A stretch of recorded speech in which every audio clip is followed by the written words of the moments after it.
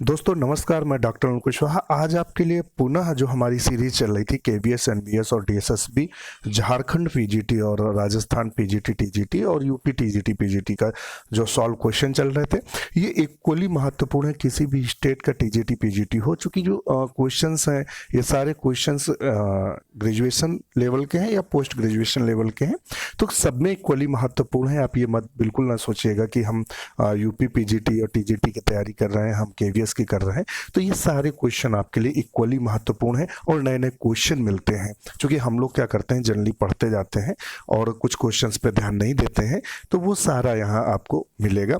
तो ये हमारी 14वीं कड़ी है और हम आप शुरू करते हैं। तो उससे पहले आपसे एक रिक्वेस्ट करेंगे कि चैनल को लाइक और सब्सक्राइब करें, अपने दोस्तों के साथ शेयर करें, वो चाहे फेसबुक हो या व्हाट्सएप हो या ट्विटर हो, विभिन्न प्रकार के जो मीडिया प्लेटफॉर्म उस पर शेयर करें। चलो दोस्तों शुरू करते हैं।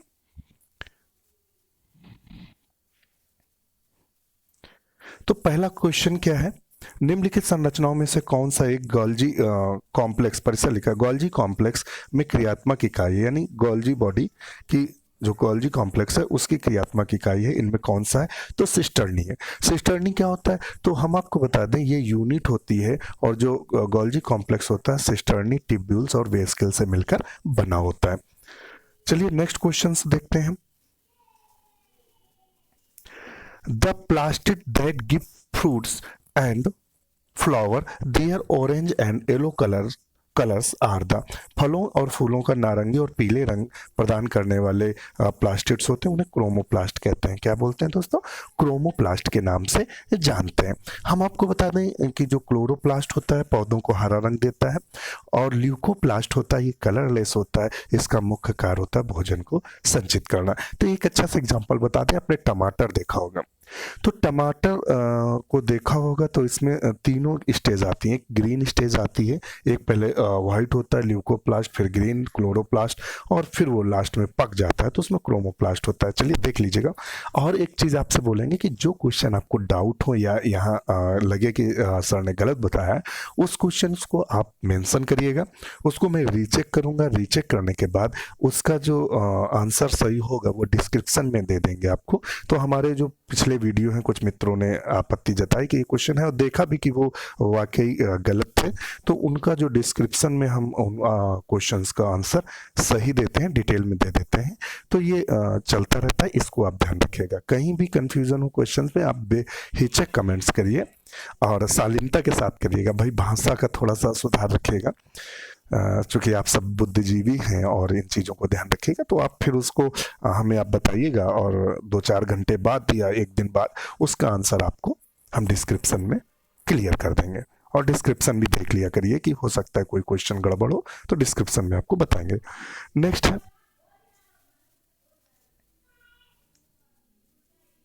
Chromosomes can be counted. तो क्रोमोसोम किस अवस्था में काउंट किए जाते हैं? तो वो है मेटाफेज। क्योंकि मेटाफेज में जब क्रोमोसोम्स होते हैं सबसे स्पष्ट दिखाई देते हैं, आपको हम बता दें सबसे स्पष्ट दिखाई देते हैं। इसी समय मेटाफेज प्लेट बनती है, मध्य इक्वेटर में एक प्लेट नुमा संरचना बन जाती है जिसे हम मेटाफेज प्लेट के नाम से जानते हैं। तो इस स्टेज में हम सबसे ज़्यादा आइडेंटिफाई करते हैं और जो आप एक्सपेरिमेंट एमएससी में करवाया जाता है, ओनियन की टिप को गर्म करके जो उसको कार्बाइन शायद डाल के उसको टीस किया जाता है, उसमें मेटाफेज ही दिखाई देता है। चलिए नेक्स्ट है कॉर्क सेल आर। तो कॉर्क सेल हरदम कैसी होती है? डेड होती है। कैसी होती है? डेड होती है। तो कॉर्क सेल का खास बात है कि डेड होती है और ये क्या होता है, आयताकार और रेडियली व्यवस्थित होती हैं और इनमें इंट्रासेलुलर जो स्पेस होता है वो अनुपस्थित होता है। सेल वॉल मोटी होती है और सुवेरिन युक्त होती है, इस कारण जल के लिए अपारगम्य और अम्लरोधक होती है। चलिए नेक्स्ट देखते हैं।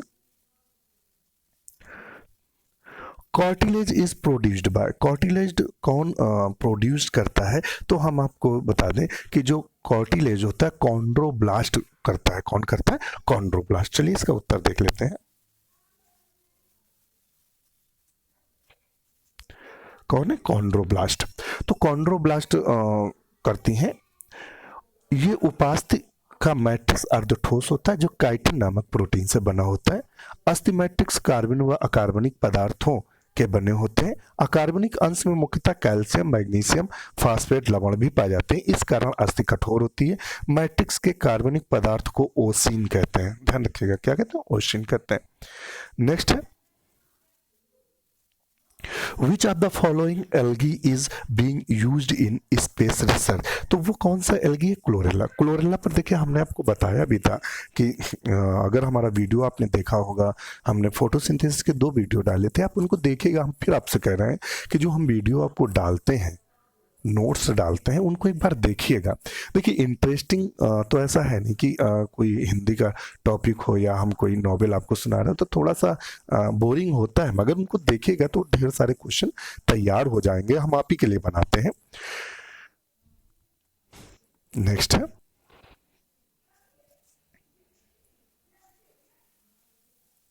The part of mushroom that is visual above ground is. जब कहता है जो मशरूम का वो पार्ट जो ऊपर दिखाई देता है तो वो क्या होता है? वो होता है फ्रूटिंग बॉडी। क्या होता है दोस्तों? फ्रूटिंग बॉडी के नाम से जानते हैं। जो जमीन के ऊपर दिखाई देता है उसे बेसिडियोकार्प बोलते हैं। क्या बोलते हैं? बेसिडियोकार्प एक फ्रूटिंग बॉडी है। और जो इसका मुख्य हिस्सा होता है वो नीचे होता है, माइसीलियम, मिट्टी के नीचे होता है, इनकॉन्स्पिकुअस होता है। चलिए नेक्स्ट है, ये क्वेश्चन बड़ा मस्त है, देखिएगा। Botanical snacks. बोटेनिकल स्नैक्स किसे कहते हैं? तो टेरिडोफाइट को बोटेनिकल स्नैक्स के नाम से जानते हैं। ध्यान रखिएगा, क्या बोलते हैं? बोटेनिकल स्नैक्स के नाम जानते हैं। इनको क्रिप्टोगैमस भी बोलते हैं। इनमें जो वेस्कुलर बंडल होता है वेल डेवलप्ड होता है। चलिए नेक्स्ट है, protonema is found in the life cycle of. Protonema किस में पाया जाता है? फ्यूनेरिया में प्रोटोनिमा जीवन चक्र में पाया जाता है। जब स्पोर अंकुरण के पश्चात भूमि पर रेंगने वाली शाखित शैवाल के तंतु के समान संरचना बनाते हैं और ये सेप्टेट होती है। इनमें क्लोरोप्लास्ट भी मिलते हैं। इनकी कुछ शाखाएं राइजोइट्स की भांति जमीन के अंदर चली जाती हैं। कुछ शाखाएं सीधे पत्रवत कलिकाओं का निर्माण करती हैं जो बाद में विकसित होकर गैमेटोफोर बनाती हैं। इसके पश्चात प्रोटोनिमा नष्ट हो जाता है। चलिए नेक्स्ट देखते हैं, litmus is natural die is observed is obtained from. Litmus किससे प्राप्त किया था? तो लाइकेन से। किससे करते हैं? लाइकेन से करते हैं। चलिए लाइकेन से हम लिटमस को प्राप्त करते हैं। और हम आपको और बता दें कि लिटमस से जो प्राप्त करते हैं तो जो मिठाइयों के स्वाद के लिए फ्लेवर्स होते हैं वो भी कुछ प्राप्त करते हैं। हवन सामग्री भी प्राप्त करते हैं। और जो लाइकेन होता है ये सबसे अच्छा क्या होता है? इंडिकेटर होता है, एयर इंडिकेटर होता है। SO2 को बताता है, सल्फर डाइऑक्साइड। तो ये क्वेश्चन कई बार पूछा गया है तो आप इसको एक साथ देख लीजिएगा।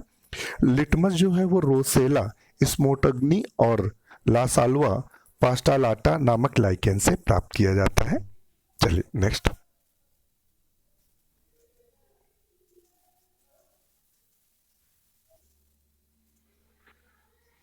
क्वेश्चन देखते हैं। Cholesterol is synthesised in. Cholesterol संश्लेषित होता है किसमें होता है? लीवर में। कोलेस्ट्रॉल जो हरदम होता है वो कहाँ से संश्लेषित होता है? लीवर में होता है। इसके अलावा लीवर में हेपारिन भी सिंथेसिस होता है। मैमल्स के भ्रूण की अवस्था में लीवर RBC का निर्माण करता है और लीवर में विटामिन A, D व आयरन और कॉपर संचित रहता है। चलिए नेक्स्ट देखते हैं,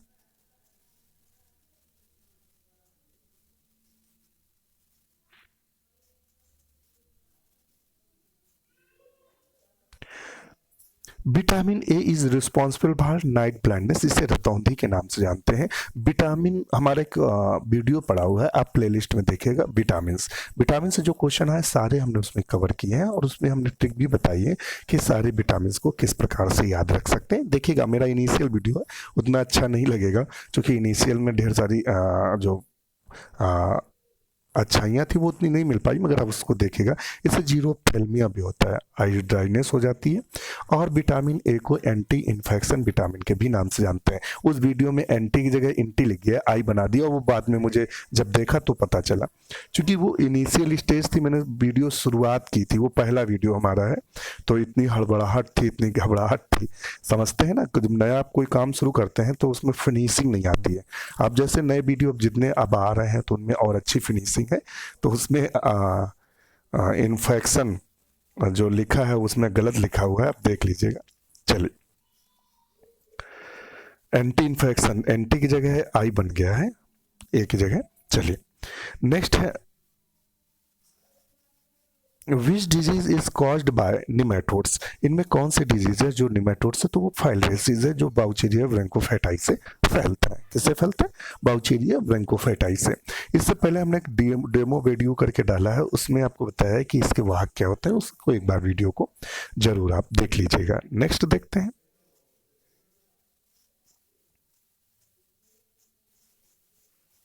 bank of which plant yield famous किस पौधे की छाल से मलेरिया की प्रसिद्ध दवा उत्पन्न होती है? तो यहाँ बैंक की जगह बार्क होना चाहिए। क्या होना चाहिए? बार्क। ध्यान रखिएगा, ये क्वेश्चन जो लिखा हुआ है वो थोड़ा सा गलत लिखा हुआ है। तो bark of which plant yield famous drug of malaria, तो कौन किसकी बार्क से प्राप्त किया जाता है? गलत लिखा हुआ, बार्क नहीं है, सिंकोना। किससे होता है? सिंकोना ऑफिसिनेलिस से प्राप्त किया जाता है मलेरिया की दवा। और ये एक हम आपको बता दें, इससे क्यूनिन प्राप्त किया जाता है। क्या नाम होता है उस दवा का? क्यूनिन। तो क्यूनिन जो प्राप्त की जाती है वो सिंकोना ऑफिसिनेलिस से प्राप्त की जाती है। इसकी खोज के लिए हम आपको बाद में बताएंगे कैसे खोजा गया, रोचक कहानी है। नेक्स्ट है polio immunising vaccine was developed by, तो ये वैक्सीन किसने डेवलप्ड की थी? तो आप बताएंगे किसने डेवलप की थी? तो इसको किया था डॉक्टर साल्क ने। किसने किया था? डॉक्टर साल्क ने किया था। डॉक्टर साल्क ने इसको विकसित किया था, जबकि एडवर्ड जेनर ने चेचक के टीके का विकास किया था। एडवर्ड जेनर ने किसके किया था? चेचक के टीके का विकास किया था। चलिए नेक्स्ट देखते हैं,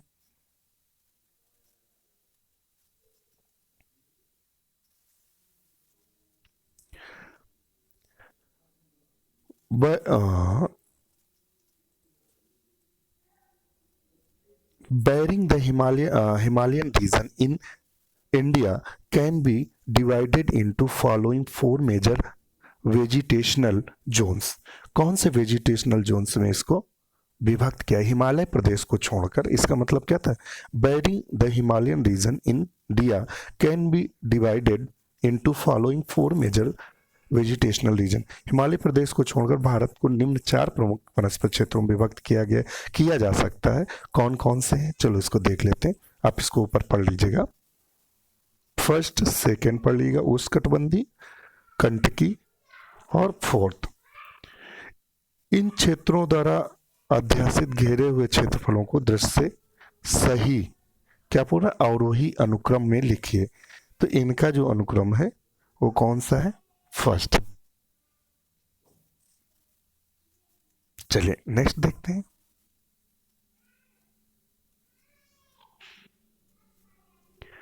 match list first plants which with list second typical habitat and select the correct answer using the codes given below the list।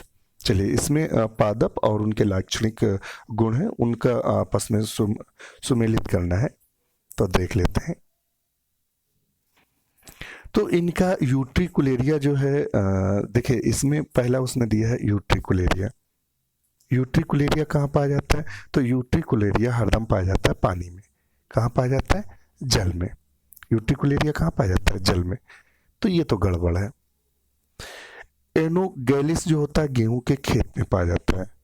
एनोगैलिस क्या होता है? गेहूं के खेत में पाया जाता है। फिर है लोरेथस, वृक्षों की शाखाओं पर पाया जाता है। लोरेथस क्या होता है? वृक्षों की शाखाओं पर पाया जाता है। ये देख लीजिएगा, लोथेस कहाँ पर? वृक्षों की शाखाओं पर पाया जाता है। और नेक्स्ट है राइजोपस, तो राइजोफोरा है। राइजोफोरा क्या होता है? मैनग्रोव्स से संबंधित है। किससे संबंधित है? मैनग्रोव्स। तो हमने आपको बताया, देख लेते हैं इसका सही आंसर क्या है।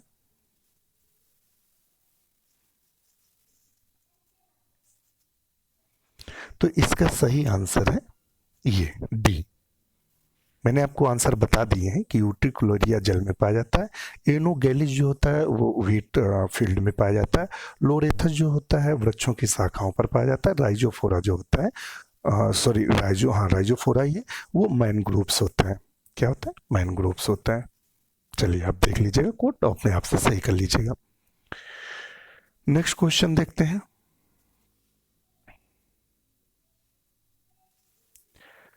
Match list first with list second and selected the correct answer using the codes given below list. चलिए इसके भी देख लेते हैं। ये देख रहे हैं फिनोटाइप दिया हुआ है और फर्स्ट नंबर सेकेंड, आप इसको पढ़ लीजिएगा। इसका जो सही आंसर होगा वो हम देख लेते हैं। तो जो फिनोटाइप्स होता है वो जीन रूपी की सदृश व्यक्ति है, ध्यान रखिएगा। और जो स्पर्मेटोजेनेसिस होता है म्यूटिक प्रोसेस से संबंधित है। लॉ ऑफ सेग्रीगेशन है तो ये F2 पीढ़ी में अप्रभावी करेक्टर्स को प्रकट करता है। क्रोमोसोम मैपिंग जो होती है, इंडेक्सिंग जो होता है, क्या होता है? इंडेक्सिंग दिया है कहीं? अच्छा, इंडेक्सिंग जीन्स को प्रकट करता है। तो इसका जो सही ऑप्शन होगा वो होगा सेकेंड। क्या होगा? सेकेंड। तो दोस्तों वीडियो लगभग 16-17 मिनट का हो रहा है, तो नेक्स्ट वीडियो हम जल्द लेकर आएंगे। इस वीडियो में इतना ही, और हमें कमेंट्स करके बताइएगा वीडियो कैसा लगा। कोई भी समस्या हो तो कमेंट्स बॉक्स पे लिखिएगा। कोई भी क्वेश्चन अगर कंफ्यूज कर रहा हो तो उसको आप क्वेश्चन नंबर और आपके अनुमान में कौन सा उत्तर सही है उसको बताइएगा, तो मैं उसको करेक्ट करके आपको वो बता दूंगा।